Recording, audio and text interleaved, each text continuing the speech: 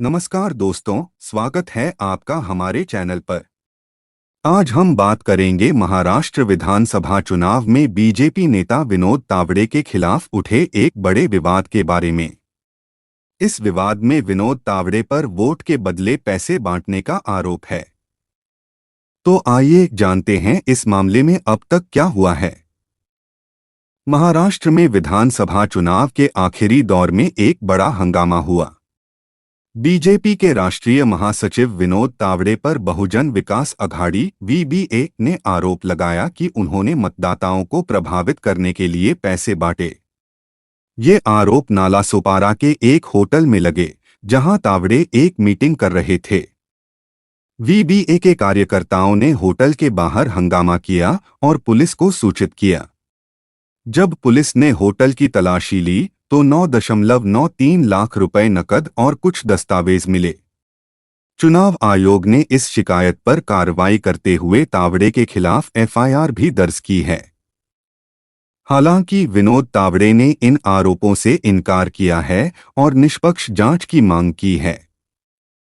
BJP ने इसे विपक्ष की हताशा भरी साजिश बताया है। एलिगेशंस बाय वीबीए के विधायक क्षितिज ठाकुर ने आरोप लगाया कि तावड़े 5 करोड़ रुपए लेकर विरार आए थे ताकि वह वोटरों को पैसे बांट सकें। ठाकुर का कहना है कि उन्हें बीजेपी के कुछ नेताओं ने यह जानकारी दी थी और जब वह वहां पहुंचे तो उन्होंने तावड़े को देखा। इसके बाद ठाकुर ने चुनाव आयोग से कार्रवाई की मांग की। साथ ही ठाकुर ने यह भी आरोप लगाया कि होटल ने सीसीटीवी रिकॉर्डिंग बंद कर दी थी ताकि तावड़े की गतिविधियों को छिपाया जा सके। अपोजिशंस रिएक्शन: इस घटना के बाद विपक्षी नेता भी हमलावर हो गए। शिवसेना (यूबीटी) के नेता संजय राउत ने कहा कि बीजेपी की पोल खुल गई है। उनका कहना था कि चुनाव आयोग विपक्षी नेताओं के बैग की तलाशी तो लेता है, लेकिन बीजेपी नेताओं के खिलाफ कोई जांच नहीं होती। राउत ने आरोप लगाया कि तावड़े के पास भारी मात्रा में नकदी थी और 18 लोग पैसे बांटने में मदद कर रहे थे।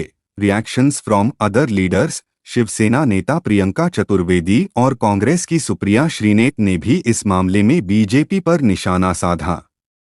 चतुर्वेदी ने दावा किया कि भारी मात्रा में नकद पैसे गुजरात और दिल्ली से महाराष्ट्र लाए गए थे।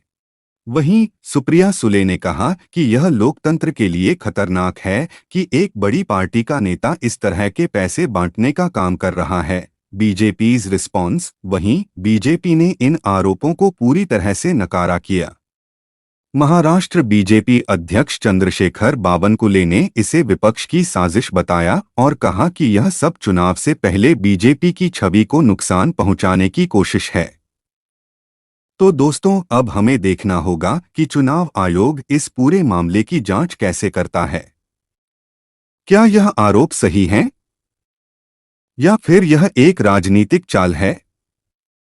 फिलहाल इस विवाद ने महाराष्ट्र चुनावों में एक नई उथल-पुथल मचा दी है। अगर आपको यह वीडियो पसंद आया हो तो कृपया लाइक और सब्सक्राइब जरूर करें। आपके विचार हमें कमेंट में बताएं। धन्यवाद।